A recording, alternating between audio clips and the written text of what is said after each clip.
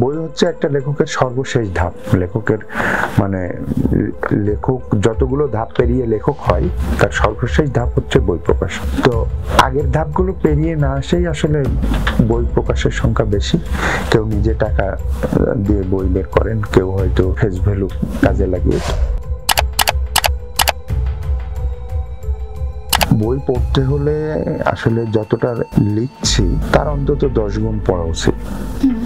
এটা আসলে সংখ্যাটা মানে রেশিওটা আরো বেশি হওয়া উচিত ছিল, 100 গুণ, যে 100 পৃষ্ঠা পড়ে 1 পৃষ্ঠা লেখ। কিন্তু যদি 10 পৃষ্ঠা পড়ে 1 পৃষ্ঠাও লেখেন তাও মনে হয় একটা মানে আসে, কিন্তু আমাদের এখানে দেখা যায় যে এইটার ঘাটতি খুব বেশি। আমরা আমাদের যে কোনো সমস্যার যদি লেজটা নিই তাহলে একটা জায়গায় একটা সেন্টারে গিয়ে এটা আটকে যায়। প্রত্যেকটা সমস্যার পেছনে এটা মাকড়সার জালের মতো, সেটা হচ্ছে জনসংখ্যা সমস্যা। বই পড়ার জন্য যেটা সবচেয়ে বেটার টাইম সেটা স্কুলে। তো স্কুলটাকেও তো আমরা নানাভাবে আমাদের ওই যে ছেলে মেয়েদের কত ভালো রেজাল্ট করবে একটা প্রতিযোগিতার ভিতরে ছিল। এই যে প্রতিযোগিতাটা যদি না থাকতো, ইউরোপে ধরেন যতজন ভালো পাশ করে বেরোবে ততজনের চাকরি নিশ্চিত বা তার কিছু একটা ব্যবস্থা হবে, কিন্তু বাংলাদেশে তো এটা নেই। কিন্তু তারপরেও কিন্তু প্রতি বছর বইমেলা থেকে কোটি কোটি টাকার বই কিন্তু সেল হচ্ছে। আচ্ছা, ধরেন বইমেলায় 4000 বই বের হয়, এর ভিতরে আপনি 100টা বই মানসম্মত খুঁজে বের করা কঠিন হয়ে যায়।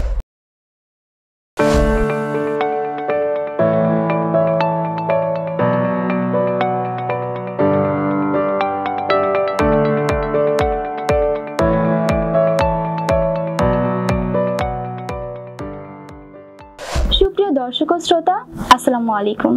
বাংলাদেশ বুকওয়ার্ম অ্যাসোসিয়েশন এবং শুনবই আয়োজিত লেখকের গল্প সিজন 2-এ আপনাদের সকলকে জানাই স্বাগতম। দর্শক, আপনারা জানেন এই অনুষ্ঠানটির মাধ্যমে আমরা লেখকের লেখক জীবনী, তাদের বই এবং চিন্তা ভাবনা সম্পর্কে কথা বলি।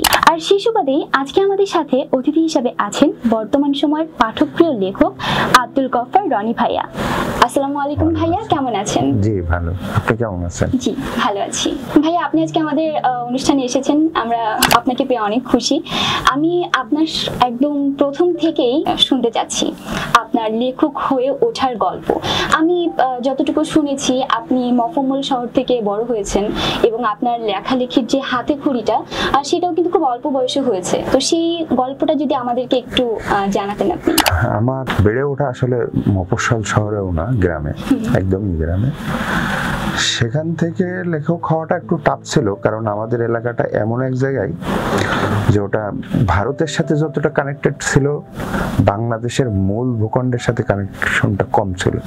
সুতরাং আমরা অনেক কিছু থেকেই পিছিয়ে থাকা একটা জনগোষ্ঠীতে বড় হয়েছি। রাস্তাঘাট ছিল না, ইয়ে ছিল না। কিন্তু আমার একটা সৌভাগ্য ছিল, আমার বাবা পত্রিকা নিতেন, একদিন পরে যেত পত্রিকা, বা সকালে পত্রিকা আমরা রাতে পেতাম।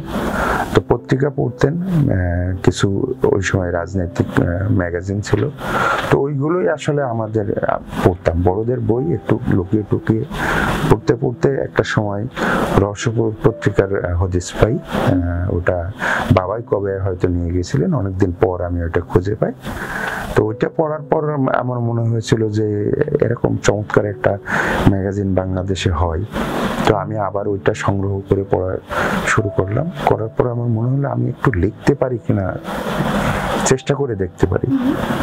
তো লেখা পাঠালাম, সেখান থেকে ডাকে। একটু আশঙ্কা ছিল, মানে ভয় ছিল। তো প্রথম লেখায় যখন ছাপা হয়ে গেল তখন আমার মনে হলো যে আমি কি করতে চাই এতদিন আসলে জানতাম না। এখন মনে হলো যে আমার জীবনের লক্ষ্য ঠিক হয়ে গেল যে আমি লেখালেখি করতে চাই। তো এইভাবেই শুরু হয়েছিল প্রথমে, এই যে গল্প, একটু টুকটাক জীবনের অভিজ্ঞতা এইভাবে। আমি এখানে একটু কথা বলতে চাই যে আপনি বললেন আপনার লেখালেখি জীবনের শুরুর বিষয়টা ছিল গল্প। আপনি গল্প দিয়ে শুরু করেছিলেন এবং এখন কিন্তু আপনি বিজ্ঞান নিয়ে লেখালেখি করছেন। আপনার এই যে গল্প থেকে বিজ্ঞানে আসলেন, মানে এই যাত্রাটা আসলে কেন? গল্প আমি প্রথম 10 বছর আসলে এইগুলোই করছি। ছোটদের গল্প লিখছি, বড়দের গল্প কিছু লিখছি। ঢাকায় আসার পর আমি একটা প্রকাশনীতে চাকরি করি। তো সেটাও আসলে ওই যে লেখালেখি করব বলেই জিনিসটা শিখতে চাইতাম, শেখার জন্য প্রকাশনীতেই আমি ঢুকলাম, একটু এডিটিং করতাম, তো তখন একটা ছেলের সাথে পরিচয় হলো, ওরা একটা ওয়েবসাইট করে এবং একটা পত্রিকা করতে চাই, সেটা হচ্ছে 0 to Infinity নামে। তো সেই সম্পাদকের সাথে একটু বাইদা বাই আমার যোগাযোগ হয়ে গেল বন্ধুর মাধ্যমে। তখন বিজ্ঞান লেখকের সংকট, কারা লিখবে, তখন আমার মনে হলো যে আমি নিজেও লিখতে পারি, সে আমাকে প্রস্তাব দিল। তো ওই সাইটে লেখা শুরু করলাম, পত্রিকায় যে ম্যাগাজিনটা ছিল সেটাই লেখা শুরু করলাম। তারপরে এক সময় ওই লেখাগুলোর একটা সংকলন করলাম। এর আগে আসলে আমার একটা বই বেরিয়েছিল 2010 সালে, সেটা সায়েন্স ফিকশন। তো মোটামুটি আমি নিজে ফিজিক্সের স্টুডেন্ট ছিলাম, তো সায়েন্সের প্রতিও একটা আগ্রহ ছিল, কিন্তু সায়েন্সকেই লেখালেখির বিষয় হিসেবে বেছে নেব এটা আসলে ঢাকায় আসার পর। প্রথম বই বের হলো, বই ছাপলো, কিছু বিক্রি হয়, সায়েন্সের বই কিছু বিক্রি হয়, এটা থেকে পাঠকের একটা বোধহয় আমার উপরে তৈরি হলো যে তারা আমার লেখা পছন্দ করে। আস্তে আস্তে অন্য লেখা কমিয়ে দিয়ে আসলে এটা তখন বেশি হয়ে গেল। কিন্তু এই যে আপনি সায়েন্স নিয়ে পড়াশোনা করেছেন, তো সেইখান থেকে আপনি লেখালেখির জগতে যে আসলেন, এটার জন্য আপনার পরিবারের কাছ থেকে আপনি কেমন সাপোর্ট পেয়েছেন? পরিবারের কাছ থেকে আসলে ম্যাক্সিমাম লেখকের ক্ষেত্রেই এটা হয় যে আমাদের সামাজিক যে বাস্তবতা, এই বাস্তবতায় সবাই চায় তার ছেলে মেয়ে একটা মানে নিশ্চিত ভবিষ্যৎ তৈরি করুক, যেখানে অনিশ্চয়তা সেরকম একটা জীবনে যাক, এটা কেউই আসলে বুঝতে চায় না বা বুঝতে পারে না, বা এখানেও সফল হওয়া সম্ভব। আর তাছাড়া নানা রকম জটিলতা তো আছেই আমাদের দেশে। তো পরিবার থেকে ওই সময় যে আমি লেখক হব এই বিশ্বাসটা তো যে ছিল না, যে আমি লেখালেখি করতে পারবো, লিখছি টুকটাক হচ্ছে, ওইটাকে তারা মনে করছে যে একটা এমএসআর কাজ, এটাকে যে আমি মানে পরবর্তীতে মানে ধ্যান জ্ঞান করে ফেলবো। তো যখন ঢাকায় আসলাম, এসে এই দিকেই ঝুঁকে পড়লাম, তো তখন তো কিছুটা হয়েছে, আমাকে নানাভাবে পরামর্শ দেওয়া হয়েছে যে এই চাকরি না করে অন্য চাকরি করো, এখানে আসলে কি হবে, একটা অনিশ্চিত ভবিষ্যৎ, এগুলো থাকবে, এগুলো নিয়েই আসলে। তারপরে যখন একটা সময় দেখছে না যে এই জায়গাটাতেই আমি কমফোর্ট ফিল করছি, সুতরাং আমার পরিবার থেকে যে অতটা বাধা ছিল সেটাও না, কারণ আমার কারণ আমি স্টুডেন্ট হিসেবে যে খুব আহামরি ছিলাম তা না, যে আমাকে নিয়ে খুব বড় উচ্চাশা ছিল না বাবা মার, সুতরাং মানে অন্যরা যে বাধা, যতটুকু বাধা পাই, আমি আসলে অতটুকু বাধার সম্মুখীন হয়নি। আচ্ছা ভাই, আমি যদি আপনার বইয়ের কথাতে এখন আসি, আপনার এই পর্যন্ত বইয়ের সংখ্যা 28 এবং 2024-এর বই মেলাতে আপনার আরো 3টি নতুন বই প্রকাশিত হতে যাচ্ছে। সেই 3টি বই সম্পর্কে অবশ্যই শুনবো, কিন্তু তার আগে এই যে 28টি বই, এই 28টি বইয়ের মধ্যে থাকে না অবশ্যই একজন লেখকের প্রত্যেকটা বই তার সন্তানের মতো, আমরা যদি বলে থাকি, প্রত্যেকটা বইকে সে খুব ভালোবাসে, খুব আদর স্নেহ দিয়ে সে লেখে, কিন্তু তার মধ্যেও থাকে না যে একটা বই আপনার মন ছুঁয়ে গেছে, সেলফ স্যাটিসফ্যাকশন কাজ করে যেটাতে, এরকম কোনো বই আপনার আছে কিনা? হ্যাঁ আছে, আমি তো লেখালেখি শুরু করছি, বললাম যে 10 সালে প্রথম বই বের হয়েছিল, তারপরে তো পরপর বেশ কয়েকটা বই বের করলাম, মানে সেটা এর ভিতরে গল্পের বই ছিল, বিজ্ঞানের বইও ছিল। তো পাঠকের সাথে কানেক্ট আসলে নতুন লেখকদের ক্ষেত্রে যেটা হয়, আর আমাদের সময় ওই সময় ফেসবুক বা দিয়ে এতটা জনপ্রিয়তা অর্জন করার ব্যাপারটা ছিল না, এটা একটু কঠিনই ছিল। তারপরে যখন ফেসবুকে নিয়মিত হলাম, ব্লগিং শুরু করলাম, তখন আমার মনে হলো যে আমি একটা বিষয় ভিত্তিক বিজ্ঞানের বই লিখতে পারি। সেটা একটু পরিকল্পনা করেই লিখলাম এবং ওয়েবসাইটে, তারপরে বিভিন্ন আমার ফেসবুকে তখন নোট নামে একটা ছিল, ব্লগের মতো করে ফেসবুকে নোট লেখা যেত, তো সেই নোটে আমি এটা পাবলিশ করতে থাকলাম। তো পাঠকের একটা বড় সাড়া ওখান থেকে পেলাম।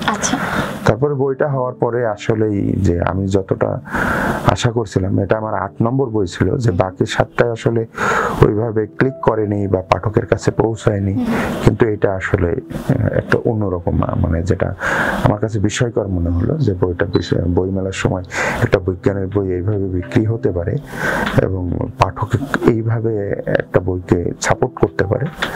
তো সেই থিওরি অফ রিলেটিভিটিটা আসলে সেই জায়গাটা তৈরি করে দিল, আর সাথে সাথে আত্মবিশ্বাসটাও তৈরি করে দিল। তো আমি এই বইয়ে একটা পরীক্ষা নিরীক্ষা করেছিলাম, সেটা হচ্ছে বইয়ের ভাষা নিয়ে। বাংলাদেশের বিজ্ঞানের বই তো আগেও ছিল, এখনো আছে। দেখা যায় যে বেশিরভাগ বিজ্ঞানের বই খুব কঠিন হয়ে যায়, বোঝাটা কঠিন হয়ে যায়। তো আমি ভাষা নিয়ে একটা পরীক্ষা করেছিলাম, আর যেহেতু সেবা প্রকাশনী বাংলাদেশের ভাষা মানে থ্রিলার যখন নিয়ে আসে তারা 60-এর দশকে, তখন কাজী আনোয়ার হোসেন সেবা প্রকাশনের কর্ণধার যিনি, ওনার মনে হয়েছিল যে মাসুদ রানার মতো একটা সিরিজ যখন আসবে তখন আমাদের যে প্রচলিত ভাষা, এই ভাষায় বই লিখলে বই পাঠকের কাছে আসলে ওই মানে থ্রিলারের গতিটা আসবে না। তো তখন উনি হাতে করে একটা নিজ হাতে ভাষাটা ভেঙে একটা নতুন ভাষা দাঁড় করালেন। সেই ভাষাতেই কিন্তু আমাদের পত্রিকাগুলো এখন লেখা হচ্ছে, বিশেষ করে প্রথম আলো সেই ভাষাটাই অনুসরণ করে। হ্যাঁ, আমি ভাষার প্রসঙ্গে আমি আসতে চাচ্ছিলাম। দেখা যায় যে লেখক যখন লেখালেখি করেন তো সে কিন্তু একটা ম্যাস পিপলের কথা মাথায় রেখেই কিন্তু সে লেখে, সর্বসাধারণ আমার বই পড়বে, তারা বুঝতে পারবে।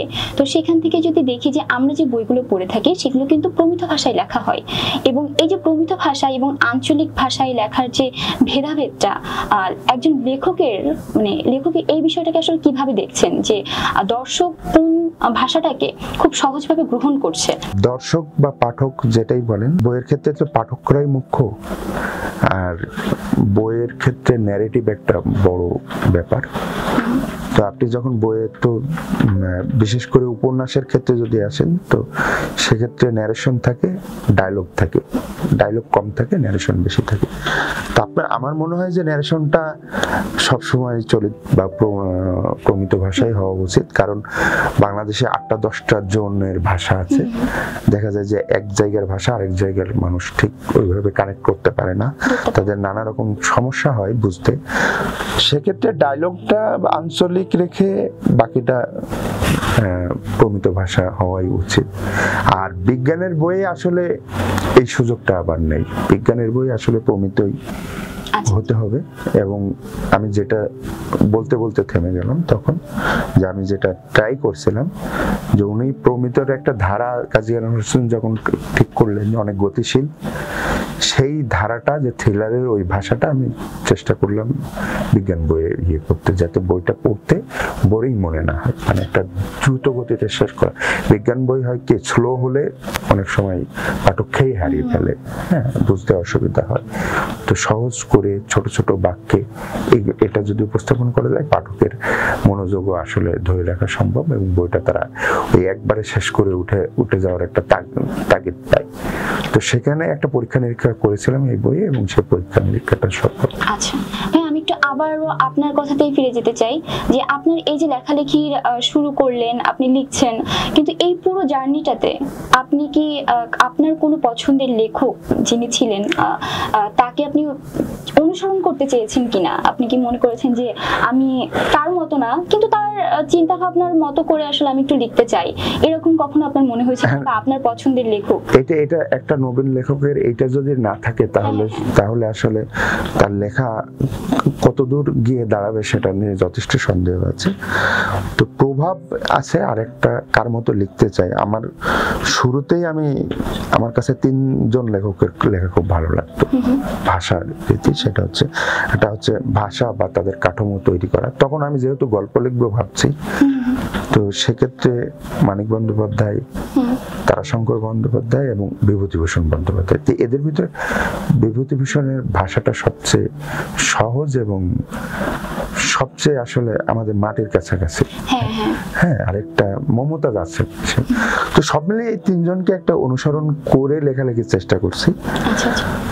আর বিজ্ঞান লেখালেখির ক্ষেত্রে আসলে জাফর ইকবাল স্যারকে একটা সময় মানে খুব এভাবেই অনুসরণ করতাম, যদিও লেখার ভাষার স্টাইলটা ওনারটা আমি অনুসরণ করিনি, কিন্তু মানে লেখাটা কিভাবে লিখতে হয়, কাঠামোটা সেই কাঠামোটা আসলে তার কাছে শেখা। আরেকজনের কথা তো বলতেই হয়, আসলে আমাদের প্রজন্ম বা আমাদের আগের প্রজন্ম এই একটা মানুষের কাছে আসলে সেটা হচ্ছে সত্যজিৎ রায়। তো এই 5 জন আসলে মিলে একটা, আমি 5 জনকে থেকে আমি নিজের মতো একটা করে চেষ্টা করছি। সবসময় যে হয়েছে তা না, কখনো হয়তো খাপছাড়া হয়ে গেছে, কখনো মনের অজান্তেই জটিল হয়ে গেছে। পরবর্তী বইয়ে দেখা যাচ্ছে যে আমি ওই জটিলতাটাকে বাদ দেওয়ার চেষ্টা করছি। ভাই, আপনার কাছে কি মনে হয় যে বাংলাদেশে বর্তমান প্রজন্ম আমরা যারা আছি, আমরা আসলে বই নিয়ে কেমন চিন্তা করছি? আপনি একজন লেখক হিসেবে যদি জিজ্ঞেস করি, বা আমি আপনাকে আরো একটা প্রশ্ন করতে পারি, বর্তমানে আপনাদের সময়টাতে আপনারা কিন্তু ফেস ভ্যালু দিয়ে লেখালেখি করতে আসেননি, আপনারা আপনাদের লেখা দিয়ে নিজেদেরকে চিনিয়েছেন, পাঠকদের মাঝখানে পরিচিত করেছেন।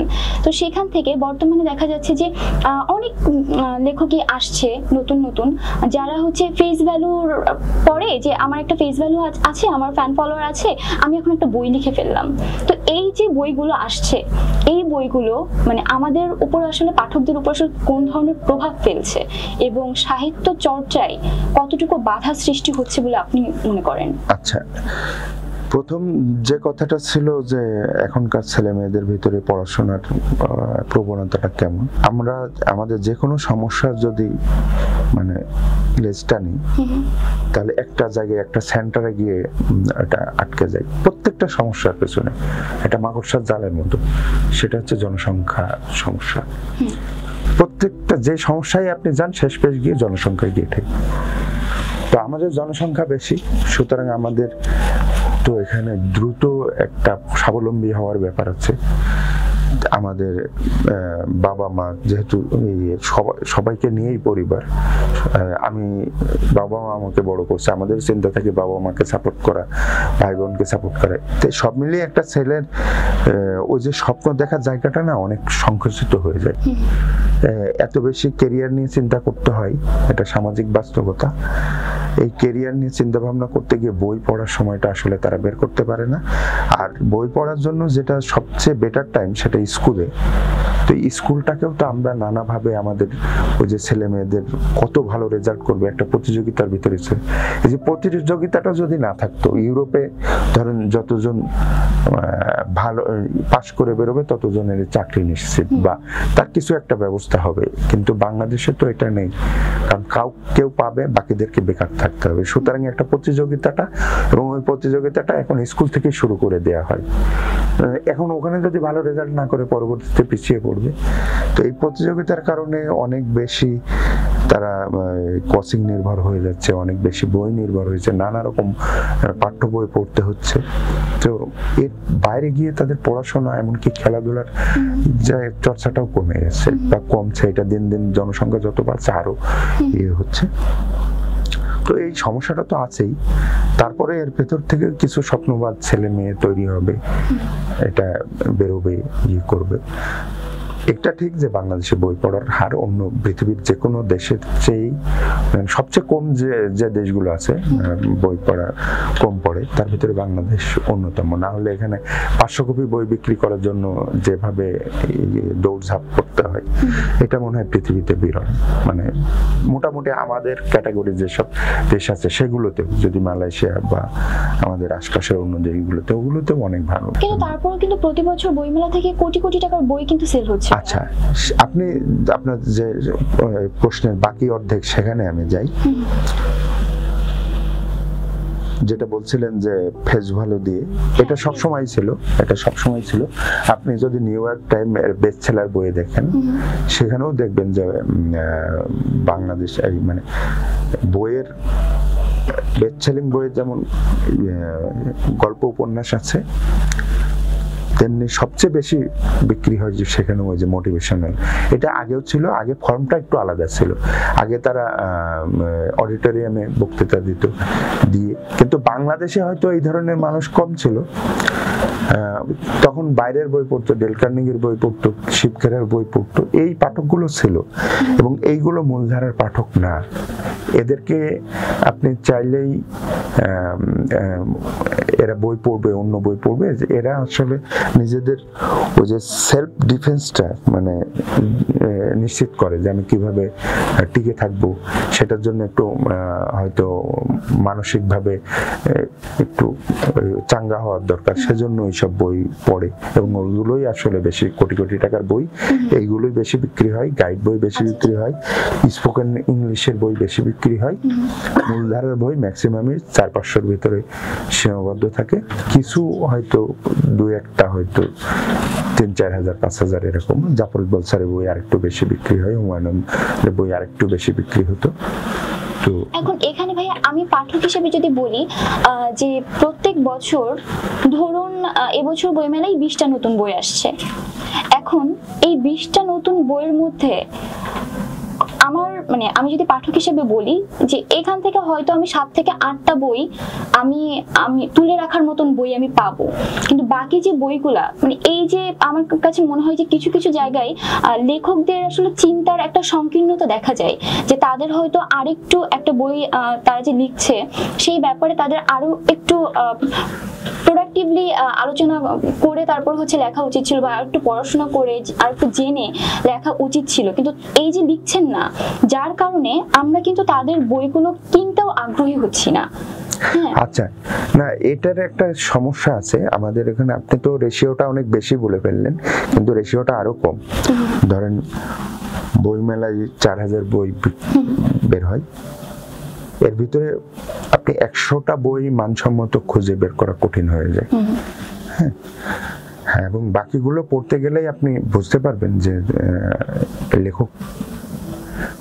লেখকের যে প্রস্তুতি দরকার, অর্থাৎ বই হচ্ছে একটা লেখকের সর্বশেষ ধাপ। লেখকের মানে লেখক যতগুলো ধাপ পেরিয়ে লেখক হয়, তার সর্বশেষ ধাপ হচ্ছে বই প্রকাশ। তো আগের ধাপগুলো পেরিয়ে না আসেই আসলে বই প্রকাশের সংখ্যা বেশি। কেউ নিজে টাকা দিয়ে বই বের করেন, কেউ হয়তো এই যে নিজের ফেস ভ্যালু কাজে লাগিয়ে, তো সেসব বই আলটিমেটলি দুর্বল হবে। পড়তে গেলে বোঝা যায় যে তাদের পড়াশোনাটা কম, মানে আরেকটু চর্চা দরকার ছিল, আরো বেশি চর্চা দরকার কারো কারো ক্ষেত্রে, তো সেটা না করে এসেছেন। কারোর বই এই ধরনের বই বিক্রি হচ্ছে, যেটা বললাম যে তাদের একটা ফেস ভ্যালু আছে, সেটার কারণে কিছু বই বিক্রি হচ্ছে, আর বাকিগুলো বিক্রি হচ্ছে না। কিছু পাঠক হয়তো কিনছেন, কেনার পরে তারা মনে হচ্ছেন যে না ঠকেছেন, পরে সেই লেখকের বই আর তারা পড়তে চান না বা পড়ছেন না। এটা খুব স্বাভাবিক, কিন্তু এটা কমছে না। এরা হয়তো পরে আর বই ছাপছে না, কিন্তু আরেকটা দল আবার আগামী বছর চলে আসছে। সুতরাং এটা আমাদের আসলে সংকট। এটা যে বই পড়তে হলে আসলে যতটা লিখছি তার অন্তত 10 গুণ পড়া উচিত। এটা আসলে সংখ্যাটা মানে রেশিওটা আরো বেশি হওয়া উচিত ছিল, যে এটা 100 গুণ, যে 100 পৃষ্ঠা পড়লে 1 পৃষ্ঠা লেখ। কিন্তু যদি 10 পৃষ্ঠা পড়ে 1 পৃষ্ঠাও লেখেন, তাও মনে হয় একটা মানে আসে, কিন্তু আমাদের এখানে দেখা যায় যে এইটার ঘাটতি খুব বেশি। ভাইয়া আমি বলছিলাম যে লেখকরা যখন লেখেন ম্যাস পিপলের কথা চিন্তা করেই আসলে তারা লেখেন, তো একটা সামাজিক দায়বদ্ধতা থাকে লেখকদের, এবং আপনি এই যে দায়বদ্ধতাটাকে আসলে আপনার দিক থেকে বিবেচনা করলে আপনি কিভাবে দেখছেন? না, দায়বদ্ধতা তো থাকেই লেখকের। মানে আমরা যতই বলি, একটা কথা আছে যে শিল্পের কোনো দায়বদ্ধতা থাকে না। মানে শিল্প যদি দায়বদ্ধ, মানে তাতে যদি সামাজিক কোনো শিক্ষা নাও থাকে, তাও সেটা শিল্প হতে পারে। সাহিত্যের ক্ষেত্রেও তাই হতে পারে যে সামাজিক শিক্ষা না থাকলেও কিন্তু লেখকের তো দায়বদ্ধতা থাকেই। আপনার বইয়ের একেবারে আপনি দায় এড়াতে পারবেন না। হয়তো আপনি সব বইয়ে আপনি দায়িত্ব পালন করতে পারবেন না, কিন্তু কিছু কিছু জায়গায় আপনাকে, আপনার বই যখন পড়বে, আপনার চিন্তাধারার সাথে সে কানেক্ট করবে, তখন আপনাকে সে অনুসরণ করার চেষ্টা করবে। আর আমাদের ক্ষেত্রে যেটা হচ্ছে যে বিজ্ঞান লেখাটা আসলে দায়বদ্ধতা থেকে, কারণ বাংলাদেশে বই লিখে যে পরিমাণ, আমি অবশ্য ম্যাক্সিমাম ক্ষেত্রেই বলি যে দায়বদ্ধতা বলে কিছু নেই, আমি দায়বদ্ধতা থেকে লিখি, সেটা আসলে অন্য কারণে বলা হয়, কিন্তু এখানে আমি ওই কথাটা বলতে চাই না। আমার দায়বদ্ধতা অবশ্যই আছে। দায়বদ্ধতা আছে বলেই আমার নিজে যে সমস্যাগুলো ফেস করছি ছোটবেলায় যখন সায়েন্সে পড়তে গেছি, অনেক কিছু মানে বুঝেছি, অনেক কিছু ভাষা বুঝেছি। তা আমার মনে হয়েছে যে অনেক তত্ত্ব আছে যেটা গাণিতিক টার্ম, কিন্তু সেটা দিয়ে আসলে কি করে, এটা কিভাবে কাজে লাগায়, এটা বাস্তব জীবনের সাথে এর কানেকশনটা কি, এটা ম্যাক্সিমামই যে ফিজিক্স কেমিস্ট্রি পড়তে গেলে বোঝা খুব মুশকিল হয়ে যায় পাঠ্য বইগুলো পড়ে। তো আমার মনে হয়েছে যে এদের জিনিসটাকে যদি এইভাবে নিয়ে আসা যায় যে খুব সিম্পলি এই সমীকরণটা পড়ছে, সেটার আসলে ভৌত তাৎপর্য কি, সেটার আসলে সামাজিক তাৎপর্য কি হতে পারে, এটা যদি বুঝতে পারে, এটা যদি পড়ে আনন্দ পায়, তখনও বুঝবে যে এটা পড়া একটা সার্থকতা। কারণ আমাদের এক টিচার ইন্টারমিডিয়েটে যখন পড়ি, আমাদের ফিজিক্স টিচারকে জিজ্ঞেস করছিল আমার এক বন্ধু যে আসলে ফিজিক্স কি কাজে লাগে, মানে এটা বাস্তবে এটার কোনো, তো আমাদের স্যার বলছেন আসলে এর কোনো কাজ নেই বাস্তবের সাথে। কিন্তু এটা যে কত ভুল কথা। আপনার হাতে যে কাগজটা আছে, এটার যে কাগজটা আপনি ভাঁজ করছেন, এই ভাঁজটা হচ্ছে ফিজিক্স, হচ্ছে নেচারের ল, একদম নেচার সায়েন্সটা হচ্ছে ফিজিক্স। এবং এখানে যা কিছু দেখছেন ফিজিক্সের বাইরে নেই। মানে প্রত্যেকটা জিনিসের প্রত্যেকটা পরিমাপ করতে গেলে আপনার ফিজিক্স লাগবে, নানা ওই যে পরিবেশের একটা টেম্পারেচারের ব্যাপার আসবে, নানা কিছু আসবে। আমি একটা চা বানাচ্ছি, কথা বলছি, আমার সাউন্ডটা কেমন হচ্ছে, বা এই ইলেকট্রনিক্স তো আছেই। তো এইটা যখন মানে একটা পরে যখন বড় হয়ে বুঝলাম যে এই ছাড় মানে কতটা অজ্ঞতা নিয়ে, অর্থাৎ উনি এই কথাটা বলছেন, উনি একজন বিশ্ববিদ্যালয় থেকে মাস্টার্স করে গেছেন, করে আসলে ফিজিক্সে ভেতরে ঢুকতে পারেননি কখন। তো ওটা ওনার দোষ না, আমাদের শিক্ষা কাঠামোর সিস্টেমটা এরকম। তো আমার মনে হচ্ছে যে এইটাকে যদি একটু পপুলার সায়েন্স দিয়ে ছেলে মেয়েদের আগ্রহী করা যায়, তাহলে ওদের জন্য সহজ হবে, এবং অনেক ছেলে মেয়ে পরবর্তীতে হয়তো বা বিজ্ঞানে আগ্রহী যেমন হবে, বিজ্ঞানী হওয়ার একটা স্বপ্ন দেখতেও পারে। সেটা এটাই আসলে এই দায়িত্ব বোধ থেকেই আসলে বিজ্ঞান লেখালেখি করে যাচ্ছে। কারণ ওই যে বললাম তো যে এখান থেকে যে রয়্যালটি পাওয়া যায়, সেটা আসলে ওই পরিশ্রমের দাম হয় না একটা। হ্যাঁ, আমরা কথা বলছিলাম আপনার বই নিয়ে, বলছিলাম যে 2024-এ আপনার নতুন 3টি বই আসছে, সেই 3টি বই সম্পর্কে যদি আমাদের পাঠক এবং দর্শকদের বলতেন আপনি। আচ্ছা, এবারে 3টা বইয়ের একটা হচ্ছে প্যারাডক্স। প্যারাডক্স নিয়ে আপনার গত 10 বছর একটা চর্চা চলছে। তো প্যারাডক্সের আসল সংজ্ঞাটা কি, সেটাকে একদম ভুলভাবে উপস্থাপন করা হয়েছে। প্যারাডক্স মানে যে আমি দোনমনো করছি বা আমার ভিতরে সন্দেহ তৈরি হয়েছে, এটা প্যারাডক্স না। প্যারাডক্স অন্য জিনিস। প্যারাডক্স একটা মাইন্ড গেম বা সাইকোলজিক্যাল গেম বলতে পারে, যে প্রশ্নই প্রশ্নকে খারিজ করে দেয়। আপনি বলছেন আমি কিছুই জানি না, আপনি কিছু না জানলেও আপনি জানেন যে আপনি কিছু জানেন না, এটাও অন্তত জানেন। এই যে প্রশ্নই প্রশ্নকে খারিজ করে দিচ্ছে, স্ববিরোধী প্রশ্ন। এই ধরনের একটা ডিলেমা বা প্রবলেম লেখা আছে। এটা যেমন সাইকোলজিতে আছে, ফিজিক্সে আছে, ম্যাথমেটিক্সে আছে, যুক্তিবিদ্যায় আছে। তো এইগুলোর একটা আমি এই প্যারাডক্স গুলো ধরে একটা গল্পের আকারে যে খুব সহজে বুঝিয়ে দেয়, এরকম একটা এটা নিয়ে একটা প্যারাডক্স নামে একটা বই আসছে, সেটা পাঞ্জেরি থেকে আসবে। আরেকটা বই, ওটাও মোটামুটি সবই শেষ, মেকআপ টেকআপ কমপ্লিট, ছাপতে যাওয়ার পথে। সেটা হচ্ছে গুজব বনাম বিজ্ঞান।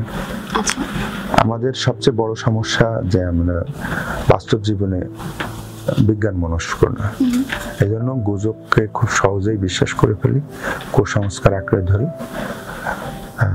যেমন আমরা হয়তো মনে করি যে বিজ্ঞান কি বলে, এলিয়েন থাকা সম্ভব, বিজ্ঞান বলে সম্ভব, কিন্তু একজন এই যে ইউএফও দেখার যে দাবি করা হয়ে গেছে, এটা গুজব। কারণ আসলে বৈজ্ঞানিক কোনো প্রমাণ নেই। বিজ্ঞান সম্ভাবতার কথা বলে, কিন্তু যতক্ষণ সেটা না মানে প্রমাণ না পাওয়া যাচ্ছে, ততক্ষণ সেটা আসলে সেটা নিয়ে কিছু বলা মানে সেটা গুজবে পরিণত হয়। তো এলিয়েন নিয়ে এরকম গুজব আছে, মিশর নিয়ে মিশরের পিরামিড নিয়ে গুজব আছে, মমি নিয়ে গুজব আছে, এরকম মানে ইন্টারন্যাশনাল 10টা গুজব নিয়ে। এবার চাঁদে অভিযান নিয়ে গুজব আছে, মানে বলে যে চাঁদে যায়নি, এটার একটা পুঙ্খানুপুঙ্খ ব্যাখ্যা আছে। এবং দেখা যায় যে চাঁদে যারা প্রশ্ন করে যে চাঁদে অভিযানে ভুয়া যারা বলে, ওরা নানা রকম যুক্তি দেখায়, কিন্তু ওদেরকে আপনি জিজ্ঞেস করবেন যে চাঁদে মানুষ কয়বার গেছে, মানুষ কয়জন গেছে, উত্তর হচ্ছে মানুষ প্রথম যারা গেছে তাদের পরে আরো 5টা অভিযানে 10 জন চাঁদের মাটিতে নামছে, ওই 5টার খবর তারা জানেই না। আচ্ছা, তো এটার এই ধরনের ব্যাখ্যা থাকছে, এটা হচ্ছে গুজব। আরেকটা আসছে আসলে টাইম, আসলে সময়, বৈজ্ঞানিক রহস্য, সাইকোলজিক্যাল রহস্য এটা। এবং এটার ব্যাখ্যা আসলে যতদিন পদার্থবিজ্ঞান না আসছে ততদিন ওই সময়ের ব্যাখ্যা ইয়েরা দিতে পারেনি, সাইকোলজিস্টরা বা ওই যে দার্শনিকরা অনেক চেষ্টা করছেন, দিতে পারেনি। এখনো যে পুরোপুরি ব্যাখ্যা আছে তা না, এটা একটা ডিলেমা আছে টাইম নিয়ে, আসলে টাইমটা কি। তো সেটার একটা ব্যাখ্যামূলক বই পদার্থবিজ্ঞানের দৃষ্টিতে টাইম, তো বইটার নাম হচ্ছে হোয়াট ইজ টাইম। তো এটাও আসবে। ভাই, আমাদের সর্বশেষ একটা প্রশ্ন করতে চাই, প্রশ্ন ঠিক না, আপনি যদি আমাদের দর্শক এবং পাঠক যারা আছেন তাদেরকে যদি বাংলাদেশ বুকওয়ার্ম অ্যাসোসিয়েশন সম্পর্কে কিছু বলতে চান। বুকওয়ার্ম অ্যাসোসিয়েশন আমি একটু ঘাটাঘাটি করছি, খুব বেশি যে করছি তা না। তো আমার কাছে যেটা মনে হয়েছে যে তারা এই যে লেখকদের নিয়ে এসে বই সম্পর্কে কথা বলাচ্ছে, লেখকদের পাঠকদের কাছে বইয়ের একটা কথা পৌঁছে দেওয়া, বই পড়ার মানে এই ভিডিওগুলোর মাধ্যমে বই পড়ার প্রতি একটু আগ্রহী করে তোলা, এবং একই সাথে যে ছেলেটা লেখক হতে চায় সে অনেক কিছু কিন্তু জানতে পারছে, যেমন ভেতরের কথা, যেমন আমি তো কতটা বলতে পারছি সেটা জানি না, আরো অনেক লেখকের নিশ্চয় অনেক কথাই বলছে। তো এই যে জানাটা একটা ছেলে মেয়ের ভিতরে, এখান থেকে হয়তো স্বপ্ন তৈরি হতে পারে যে আমি লেখক হব বা আমার বই পড়া উচিত, কেন পড়া উচিত, এটাও আমার মনে হয় এই ধরনের ভিডিও থেকে একটা বড় শিক্ষাটা তারা নিতে পারছে। তো আমাদের এখানে তো ভিডিও হচ্ছে নানাভাবে, নানা কিছু নিয়েই এখন ভিডিও হচ্ছে, ভিডিও জিনিসটাকে এত করে ফেলছে, সেক্ষেত্রে তাদের এই উদ্যোগটা বা আপনাদের